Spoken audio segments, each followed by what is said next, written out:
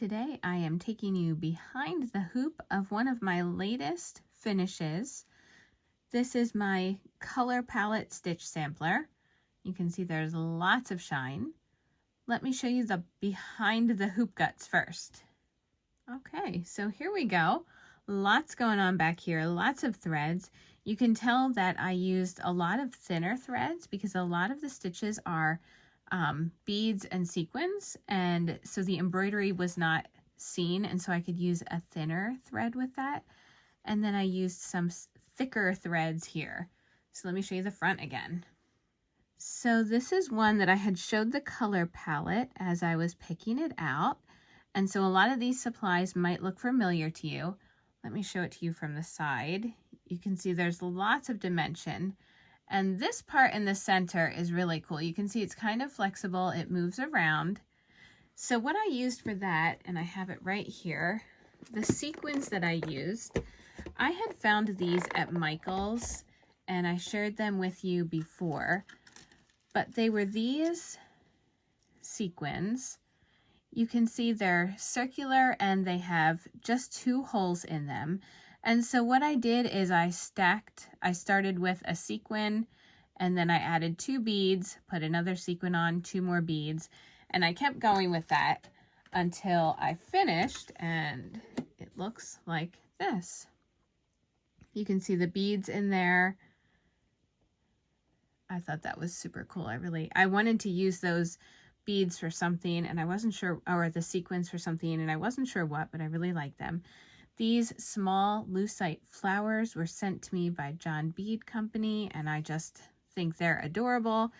I added little beads inside, and I kind of, when I was working on this hoop, I split it up. So I started with a circle in the center, and then half of it I went with the Hishi beads, which I shared on my Instagram the other day, and I have a different color palette here, but I'll just show you what I'm talking about. So these are the beads that I found on Amazon, and I can link them down here.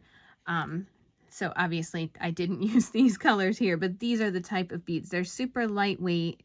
They're thicker than a sequin, and I really like them for stacking with beads, kind of like a sequin. So you can see that's what I did. Let's see. Oh, right here. I'll show you sideways again. So it just gives a little lift to those flowers and helps them stand off of the fabric more. And then I used lots of sequins. And again, the sequins that I used are in my embellishments section on my Amazon shop. I've been talking about them a lot because of the variety of colors that I found them in. I was super excited about that. These are little bits of ribbon from Renaissance Ribbons. I've had this in my stash for ages and wasn't sure what I would use it for, but I really liked it. So what I did was I cut several pieces of it, folded them together, stitched it down, and so then it was like sticking up kind of like little flower petals, which I wasn't super crazy about. I didn't like how that looked.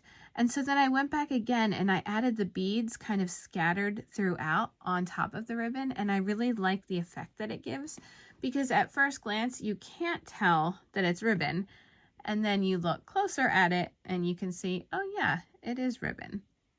So I have lots of woven stitches throughout here. This is a velvet thread that I have. It's called Very Velvet by Rainbow Gallery Threads.